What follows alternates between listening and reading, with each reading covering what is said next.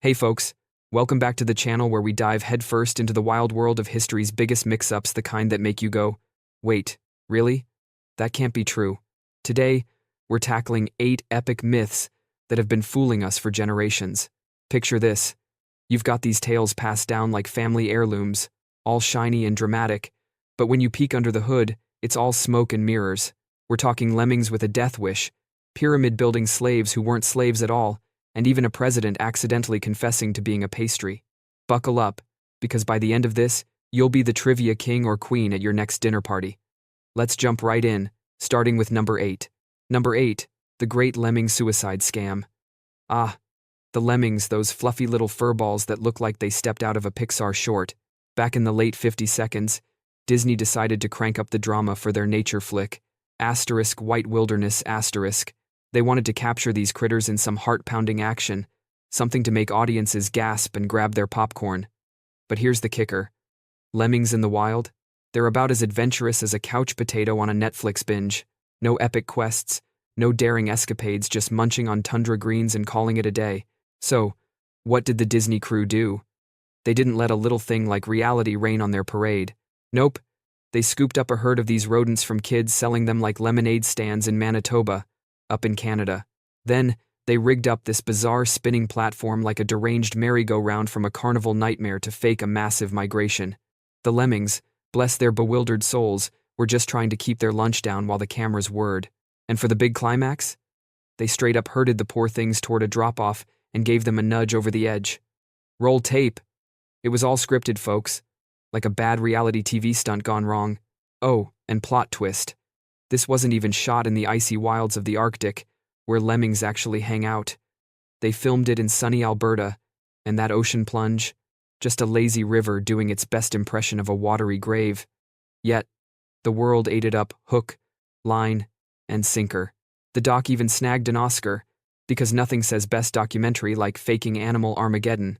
Fast forward to today, and folks still whisper about lemmings lining up for a mass cliff jump, like they're auditioning for a rodent version of Time's Thelma and Louise *. In truth, these clever critters are survival pros. They'll paddle across lakes like tiny Olympians when food's on the line, no dramatics required. It's all instinct over impulse, smart, not suicidal. Who knew fluff could be so fierce? Sliding into number 7. The Pyramid Slaves, Showdown. Close your eyes and imagine the blockbuster scene, sweat-soaked masses chained together, cracking whips, echoing like thunder, hauling boulders the size of elephants, up rickety ramps under a blazing Sunday. It's the stuff of epic films, right? But if history were a courtroom, that image would get tossed out faster than a bad alibi. Turns out, those iconic Egyptian pyramids weren't whipped into existence by slaves. They were crafted by a crew of pros who clocked in, got compensated, and probably griped about the commute just like we do. Archaeologists have unearthed whole neighborhoods right next to Giza. Think upscale worker barracks, not grim labor camps. We're talking cozy setups with bakeries pumping out fresh loaves, clinics for sprained ankles, and communal spots where the team could chow down on stew after a long shift. And get this, these builders got send-offs fit for Pharaoh's cousins, graves stocked with loaves of bread, jugs of brew, eternal happy hours. Anyone?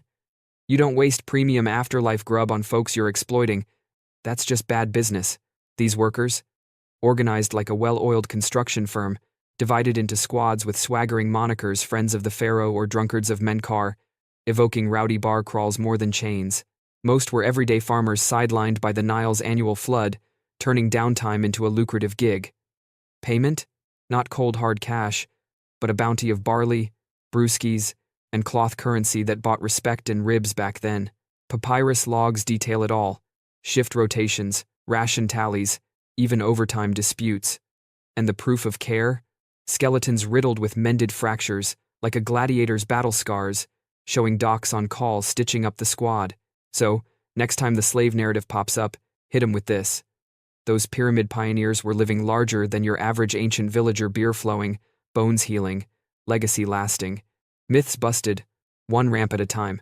Now, number 6. The Wild West Showdown, smoke and mirrors. Dust swirls in the air like a bad Western filter. 2 grizzled outlaws square off under a merciless noon sun, fingers twitching, eyes locked, the town clock ticking down to destiny. Bang. Classic, cinematic gold. But rewind the reel to the actual 1800s frontier, and that duel? About as common as a unicorn rodeo. Real scraps in the Wild West played out more like a sloppy bar brawl at closing time, fists flying, bottles shattering, and yeah, maybe a stray bullet if tempers boiled over into the street. Truth is, your average cowpoke wasn't packing heat like a one-man arsenal. Frontier towns like Abilene or Deadwood enforced gun check policies tighter than a bouncer at an exclusive club. You handed over your iron at the marshal's desk, coat hook style, and hoped you didn't need it for that suspicious shadow. Laws were no joke. Fines for toting in town could empty your saddlebag faster than a stampede. And the cowboys themselves? Forget the Lone Ranger archetype, all chaps and heroism. This was a melting pot on horseback. Vaqueros from Mexico schooling the greenhorns on roping, freed black riders outpacing the dust devils, indigenous hands navigating the plains like pros. Their real foes? Not black-hatted bandits, but blizzards that turned trails to ice rinks and chow lines to ghost towns. Starvation and frostbite claimed more notches than any six-shooter. Blame the tall tales on those penny dreadfuls, cheap pulp fiction cranked out by East Coast scribblers who'd never smelled sagebrush, let alone saddled up. These were the era's viral memes, hyping superhuman shootists for a nickel a pop. Then Hollywood saddled in, polishing the fiction into silver screen spectacles. The Untamed West? Less draw, and more duck the dysentery, a gritty grind, not a gunfight gala. Ever wonder why the myth stuck? Because who doesn't love a good standoff over sipping from a cholera creek? Hitting number 5, the grimy Viking berserker Baloney. Picture the Vikings, horned helmets caked in mud, reeking of fish guts and fury, storming beaches like unwashed apocalypse tourists. It's the image burned into every kid's history book, barbarians who bathed about as often as they lost battles. But flip the script, and these Norse marauders were grooming gurus, strutting cleaner than a fresh snowfall. Excavations keep coughing up their vanity vaults. Ornate antler combs etched with runes, silver tweezers sharp as daggers, even ear cleaners tucked into leather pouches like ancient fanny packs. These weren't dollar store disposables. We're talking heirloom-level hardware, polished and presented like they were prepping for a royal feast or a Tinder swipe. Right. And hygiene? It was ritual, not rumor. Old Norse calendars carved out Laugardagur, that Saturday to you and me, strictly for scrubbing down, steaming in saunas, and emerging like reborn gods.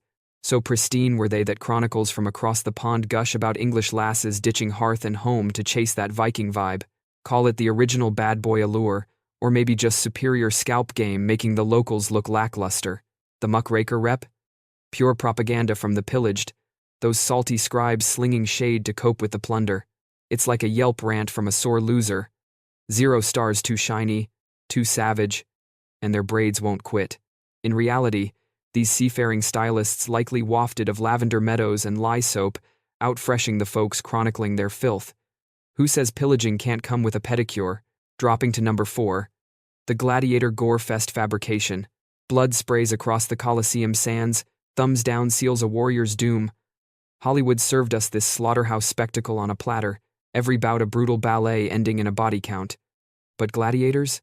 They were less cannon fodder, more contracted killers, rock star athletes in a league where survival meant sequels. Training a fighter from scratch?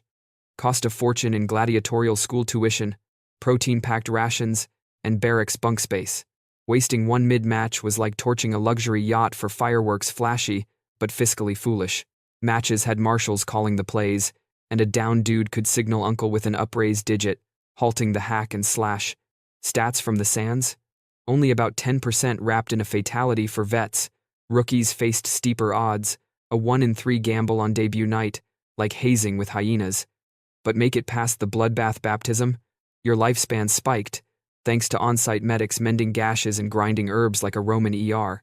Bone digs reveal the resilience, fractures fused fancy, scars stacked like trophy tattoos, proof these pros patched up and pivoted back to the pit. Some spectacles? Straight theater choreographed clashes with blunted blades, crowd roaring more for the flips and feints than the finality. It was spectacle over slaughter, skill trumping spill. Think WWE with real stakes, not disposable dominoes. Ever ponder why the myth endures? Easy drama sells tickets. The grind of glory? That's the real arena epic. Number 3. The pirate treasure trove tall tale. X marks the spot, shovel hits sand, doubloons sparkle under a tropical moon, pure swashbuckling poetry. But real sea dogs? They weren't hoarding like paranoid squirrels. They were spendthrifts sailing straight to Splurge City. This buried booty bonanza bubbled up from 19th century scribes, those ink-slinging romantics jazzing up yarns for the masses. Actual buccaneers lived paycheck to party, careers capping at a frantic few years before Davy Jones or a noose collected. Snag a score? No maps or miserly mounds, they beelined for bacchanal bays like Nassau or Jamaica's rowdy reefs, torching treasure on tankards, trinkets, and temptresses quicker than a fuse on rum. Plunder? Less pirate gold, more prosaic payloads, tobacco bales, molasses barrels, the dull drudgery of trade halls. Crew cuts were egalitarian to the core. Post-plunder powwows divvied the dough democratically, no captain commandeering the cash for a rainy day. Suggest stashing? You'd spark a mutiny faster than a mermaid sighting. One outlier? Kid the Kiddish, who tucked trinkets in '98 not for posterity, but panic-desperate dirt for deal-making with the crown, like stashing smokes before a bust. The map myth? Fabricated flair. True tars tooled through taverns, tails tall but pockets perpetually light. Imagine blowing your bonus on blackjack and brothels. That's the pirate pulse, not pension planning. Easing into number 2, Rasputin's immortal menace masquerade. Envision the mad monk, a shadowy sorcerer shrugging off death like a pesky fly, fueling whispers of otherworldly evil. The yarn from 1916. Tsarist foes, foaming at influence overload, lace his libations with lethal cyanide enough to floor a herd, yet he toasts on, tucking into tainted treats without a twitch. Bullets barrage next, thudding into flesh. But up he lurches, lunging like a Lazarus reject. Bound and bundled, they boot him into the frozen Neva, where supposedly drowning does the deed. Demon down? Hardly. Autopsy aftermath? A yawn-worthy yawn. No toxin traces, just a lone lead slug to the skull at supper's somber close. The hype? Hatched by hitmen hungry for heroic halos, inflating an execution into exorcism to polish their princely profiles. We slayed the supernatural, trumps. We plugged a party guest. Amid empire's empire, a bogeyman blame game beat boring bureaucracy. Easier to exorcise a phantom than fix the famine. This spectral saga swelled because stories stick when they're sinister. Simple shootings? Snooze. Rasputin, the rascal advisor, became Russia's riddle wrapped in resurrection myth, more mesmerizing than mundane murder. And crowning number 1, JFK's jelly donut jabber. Berlin's Brandenburg chill bites the air. 1963 JFK, cool as Camelot, belts out to a sea of 450,000 souls. Ich bin ein Berliner. Solidarity sings through the Iron Curtain. A fist bump to the free world. But lurking in lore?